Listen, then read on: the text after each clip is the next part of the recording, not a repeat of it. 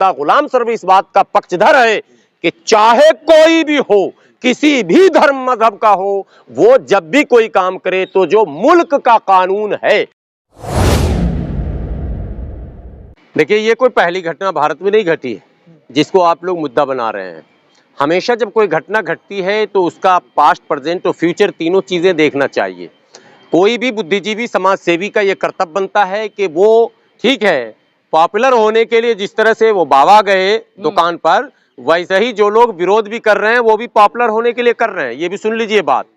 इसलिए कि मैं विरोध करने वालों से पूछता हूं कि 75 वर्ष हो गए स्वतंत्र भारत के, यहाँ संविधान से भारत चलता है, यहाँ नियमें बनाई जाती है।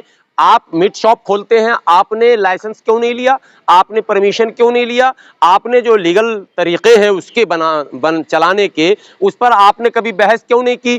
तमाम कथित तौर पर सेकुलर पार्टियों ने, चाहे कांग्रेस हो या दूसरी तमाम पार्टियां, ये जब सरकार बनाती है तो ये मुसलमानों को बेलगाम करने का काम करती है। मुसलमानों, तुम टेंशन मत लो, हमारी सरकार है, समझो तुम्हारी सरकार है। राहुल गांधी जी कहते भी है कांग्रेस मुसलमानों की पार्टी है, तो अब कांग्रेस की सरकार है।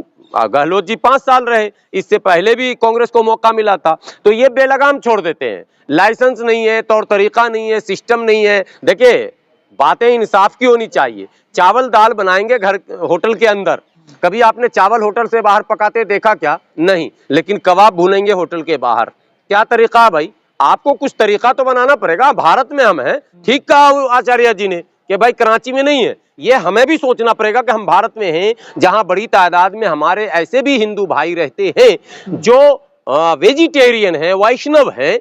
उनका भी सम्मान करना हमें हमारा धर्म सिखाता है। हम अगर धर्म की बात करते हैं तो धर्म भी सम्मान करना हमें सिखाता है, अपने बड़ों का और दूसरे भाइयों का और पड़ोसियों का। और कानून की बात करते हैं तो कानून भी हमें एक दायरे में काम करने का अधिकार देता है। होटल आप खोलते हैं तो भी आपको लाइसेंस चाहिए, और अगर मीट शॉप खोलते हैं तब भी लाइसेंस चाहिए। दुर्भाग्य से उत्तर प्रदेश समेत कई राज्यों में इस तरह की घटनाएं घटती रही, और मैं बिहार में लोगों से कहता हूं कि नीतीश कुमार जी के राज में कोई आगे बढ़ नहीं रहा लाइसेंस लेने के लिए। कोई ये कोशिश नहीं कर रहा कि एमसीडी का जो रूल है वो फॉलो करें, नगर का जो रूल है वो फॉलो करें, जो राज्य का रूल है वो फॉलो करें, जो केंद्र का रूल है वो फॉलो ना। सीधी बात है, सेकुलर सरकार है। आमची मुंबई जैसे होता था ना। लेकिन अगर आचार्य जी सही थे तो बाद में माफी क्यों मांग रहे थे? नहीं, माफी तो उन्होंने, चूंकि कुछ शब्द ऐसे कहे हैं, जो माफी मांग लिया तो मैं तो उनको सलाम करता हूं कि उन्होंने माफी मांग लिया। पता चल गया कि गलत शब्द थे।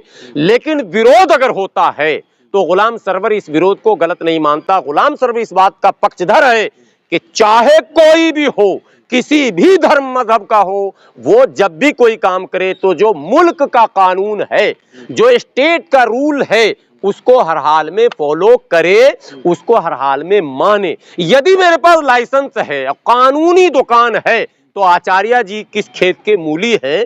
आचार्य जी से बड़े भी कोई आचार्य जी आएंगे, हमें रोक नहीं पाएंगे, क्योंकि कानून के सामने किसी की नहीं चल सकती। और ला कानूनियत तो एक अलग मसला, ला कानूनियत तो ये एक मॉब लिंचिंग भी हो जा रही है। लेकिन जिस तरह से बाल गंगाधर आचार्य उनका गुंडागर्दी दिखाया, उसका समर्थन वो असल में क्या है, एक ट्रेंड है सबको पोस्टर बॉय बनने का। हिंदुत्व का पोस्टर बॉय, मुस्लिम का पोस्टर बॉय, सिख का पोस्टर बॉय, किसी तरह से मैं अपने धर्म का पोस्टर बॉय बन जाऊं। तो बाल मुकुंद जी नए जो है वो हवा महल से अभी जीते, तो उनको लगा हवा में हम उड़े, तो उन्होंने भी अपना शुरू किया कि पोस्टर बॉय। वहां भी चल रहा कंपटीशन।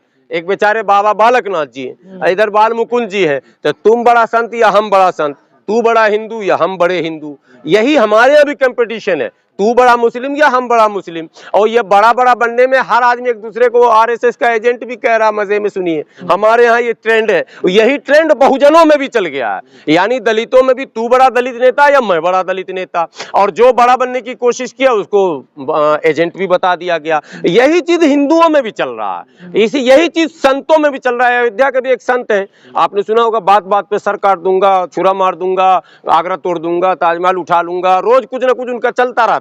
तो ये सब जो है सस्ती लोकप्रियता के लिए एक ऐसा प्रयास जो समाज के हित में नहीं है, ये प्रयास नहीं करनी चाहिए। आप काम करेंगे, आपका नाम खुद होगा, आप सही दिशा पे काम करेंगे, आप जरूरतमंदों की मदद में खड़े होंगे, आप सरकार को सही सलाह देंगे, आप जनता की सही रहनुमाई करेंगे, तो आपको खुद ही शोहरत, इज्जत सब कुछ मिल जाएगी। सस्ती लोकप्रियता के चक्कर में आप किसी को बलि का बकरा ना बनाएं। सरकार भी नहीं बनी, शपथ ग्रहण भी नहीं हुआ, पूछ गए सरकार नहीं भी बनी तो सरकार तो रहती ही है, गवर्नर रूल है, और कार्यकारी मुख्यमंत्री तब तक रहेंगे जब तक नया मुख्यमंत्री शपथ न ले ले। तो अभी अशोक गहलोत ही काम चलाऊ मुख्यमंत्री है, बाकी गवर्नर रूल है।